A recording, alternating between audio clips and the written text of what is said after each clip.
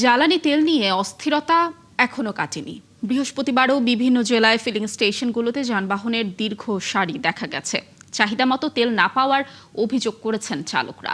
Pump মালিকরা বলছেন, ঈদের পর তারা ডিপো থেকে পর্যাপ্ত সরবরাহ পাননি। তবে অনেক জায়গায় পরিস্থিতি কিছুটা স্বাভাবিক হয়েছে। সহকর্মীদের পাঠানো তথ্য ছবিতে প্রতিবেদন। যশোরে প্রায় সব তেল পাম্পেই পলাপানি শেষ। মাত্র 2টি পাম্পে ও পেট্রোল দেওয়া হচ্ছে। আছে দীর্ঘ লাইন। 2 দিন ধরে তেল নিতে পারি না, এখন ঠেলতে গাড়ি নিয়ে আসছি। সরকারের উচিত এই বিষয়ে একটু ব্যবস্থা নেওয়ার, যাতে আমাদের ভোগান্তিটা কমে। আরো দূরে গেছিলাম, ওখান থেকেও তেল পাইনি। লাস্টে এসে এই জায়গায় তেল পাইছি, তাও সিরিয়ালে তো কি অবস্থা তা তো দেখতেই পাচ্ছেন। জামালপুরের 22টি পেট্রোল পাম্পে তেল পাওয়া যাচ্ছে না। বেশি বিপাকে পড়েছেন চরাঞ্চলের কৃষকরা।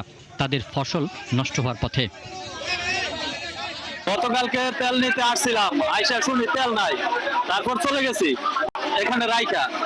আজকে সকালে আসছি, এখনো তেল নিতে পারি নাই। ময়মনসিংহে পাম্প মালিকরা বলছেন, অনেকেই ঈদের পর কোনো সরবরাহ পাননি। ঈদের পর থেকে এখনো পাই নাই।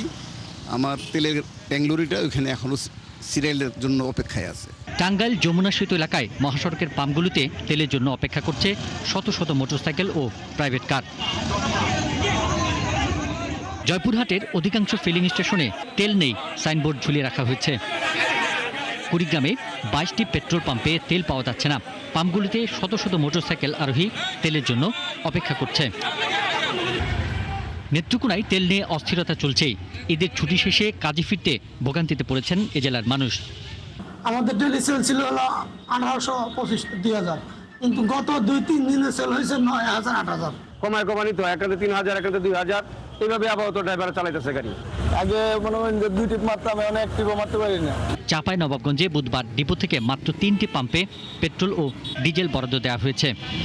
এখানে 20 মিনিট যাবত দাঁড়িয়ে আছি, আরো কতক্ষণ লাগবে বলতে পারছি না। তেলের লেগে আধা ঘন্টা ধরে লাইন করা আছে, লাইন দেওয়া আছে। এখন কতটুকু পাবো কিনা বলতে পারছি না। বৃহস্পতিবারও অস্বাভাবিক ভিড় ছিল মানিকগঞ্জ ফিলিং স্টেশনগুলোতে।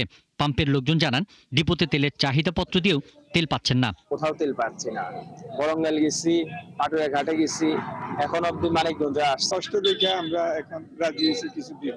ওই যে প্রশাসনের জন্য কিছু তেল থাকে, ওখান থেকে আর কি মাইনাস দিব। পটুয়াখালীর কলাপাড়ায় 4টি পাম্পের মধ্যে 2টি পাম্পে তেল সরবরাহ বুধবার শেষ হয়েছে।